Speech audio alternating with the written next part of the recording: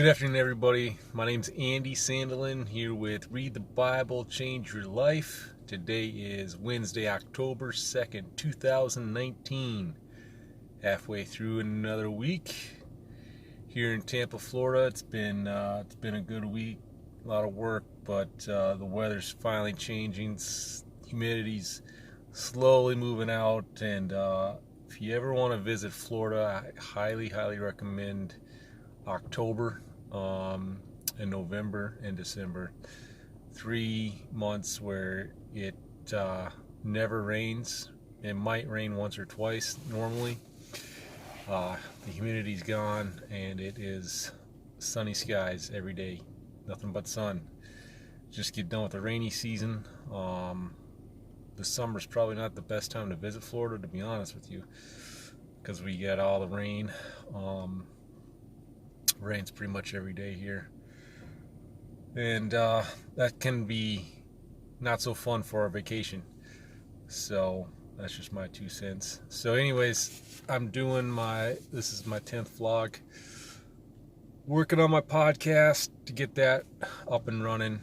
Got an email address now, 40daymentalcleanse@gmail.com, if you have any questions or comments. We'll have Instagram up soon. I think I got a page. I need to just confirm some stuff with that. So we're moving along here. But this is my daily encouragement to whoever's watching this to read the Bible. It will change your life. It's going to impact you more than you can imagine. You have a creator. You have a purpose. You're here for a reason. And my big encouragement is to read the Bible. Turn the TV off. Unplug your TV. Just try it. 40 days. Do the 40-day mental cleanse. No TV, no radio, no news. All you're doing is reading the Bible, meditating on His Word, and praying. And it's a very powerful thing to do. The way I do it is I try to read 7 chapters a day, every day, and I try to read some books to self-improvement. I have a business, so a lot of leadership books, selling. I do a little bit of selling, not a lot, but it's good to know every day you're selling yourself or you're selling something. So I'm just constantly trying to improve on that aspect. Today we went through finished up Mark 15-16 and went into Luke, first 5 chapters of Luke. So I'm not going to really touch on Luke today. We'll focus on Luke starting tomorrow, and we'll go from Luke 6 up to 13. If I did my math right. And we'll get in kind of what's going on with Luke. Luke's one of my favorite chapters or books of the whole Bible. Every book's great, but you got to have a favorite, right? I'm pretty sure that one is my favorite one of the. Well, I think John's my favorite one, just because you can kind of see the more of the Gospels. John is my favorite book, probably just because of how blunt Jesus is, and it makes you really wish you were there, because he was just tearing down the entire Jewish system of rules and regulations, and it just took a lot of people took everyone by storm. So today we're just going to get into the Word. I'm just going to kind of start with a story to kind of tie in with what the message is for today. I grew up in Minnesota, first 21 years of my life, then I moved here. I've been here 16 years. Do the math, I'm 37. Don't feel like 37. I feel better than that, actually. I think no one actually feels old or thinks they're old. So, but that's just the way it is. Since I was a boy, I've always felt that I would be either teaching or doing something with the Word of God.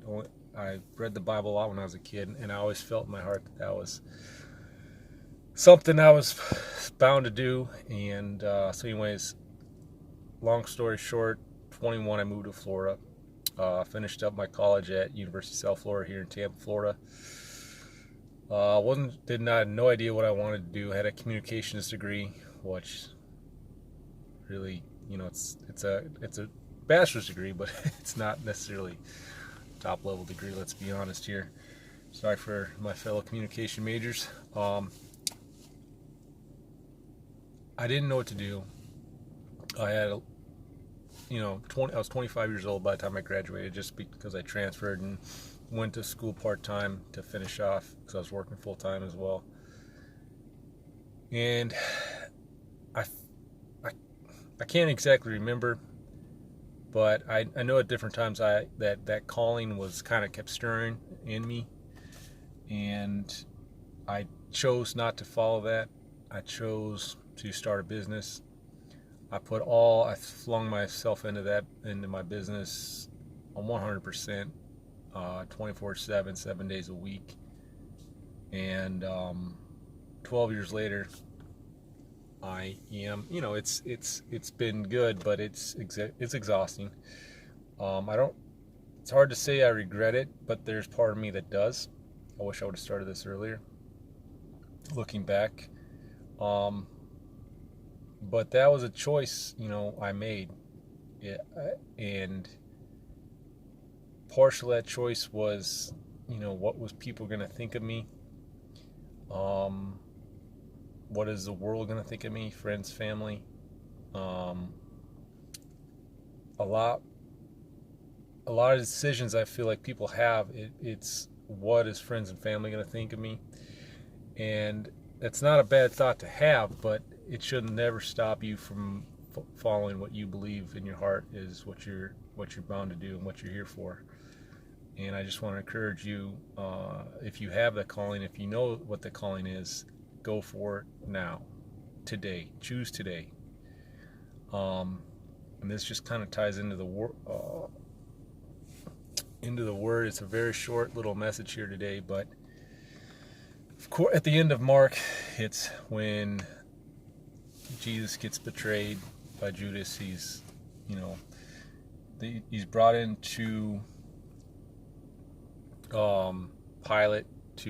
They bring him to Pilate to arrest him. They want him to get crucified, and Pilate doesn't really know what to do.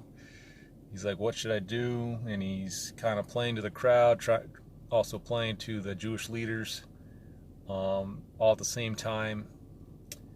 And it kind of boils down to this in Mark 15, verse 15, chapter 15, verse 15. Pilate says this: wanting to satisfy the crowd, Pilate released Barabbas to them. He had Jesus flogged and handed him over to be crucified.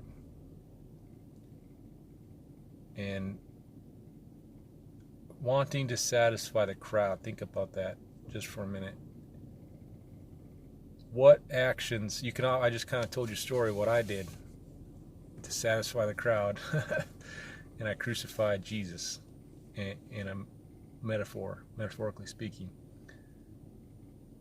So take this time to really look inside yourself, and what are you crucifying, or what are you doing to satisfy the crowd or satisfy the world? And you're crucifying Jesus. It's a tough thing to think about, but it definitely hit home with me, and maybe it didn't hit home with you, or maybe it doesn't, but that's why I want to encourage you to read the Bible, because there's so much in there. It's going to speak to you. It's going to jump out and just talk to you, almost like you're talking to God. I promise, the more time you spend in it, the more time you study it, the more you'll get out of it.